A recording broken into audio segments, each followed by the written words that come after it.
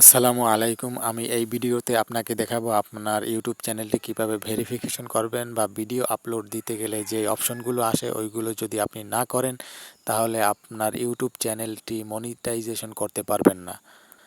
তার জন্য আপনাকে আপনার ভোটার আইডি কার্ড লাগবে অবশ্যই এবং সেটা দিয়ে আপনাকে ভেরিফিকেশন করতে হবে। তা না হলে আপনি লাইভ স্ট্রিম করতে পারবেন না এবং চ্যানেলটি মনিটাইজেশন করতে পারবেন না এবং প্রচুর পরিমাণে যে ভিডিও আপলোড করা হয় সেটা আপনি করতে পারবেন না। তাই ভেরিফিকেশন করার জন্য আপনার ন্যাশনাল আইডি কার্ড বা ভোটার আইডি কার্ড সেটার প্রয়োজন হবে এবং সেটা আপনি নিয়ে নেবেন। নেওয়ার পরে আপনি আপনার ফোনে থাকা ইউটিউব চ্যানেলে যাবেন।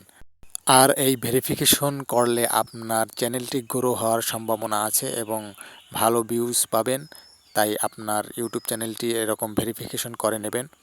ভেরিফিকেশন করার জন্য আপনাকে প্রথমে ইউটিউব চ্যানেলে যেতে হবে, ইউটিউব অ্যাপে যেতে হবে।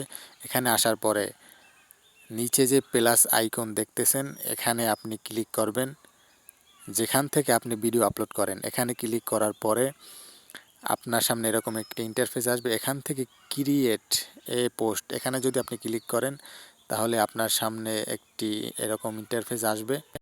এখান থেকে আপনি ২ নম্বরে যে অপশনটি আছে এখানে আপনি ক্লিক করে দেবেন। ক্লিক করার পরে নিচে যে নেক্সট অপশন দেখতেছেন এখানে আপনি ক্লিক করবেন।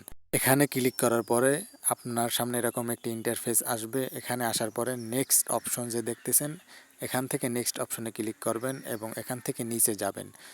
নিচে যাওয়ার পর এখানে নেক্সট অপশনে ক্লিক করবেন, আবার নেক্সট অপশন আসবে এখানে ক্লিক করবেন। তারপর এরকম একটি ক্যামেরার মতো ইন্টারফেস আসবে, ক্যামেরা ক্লিক করবেন, তারপর ক্যামেরার মতো দেখা যাবে।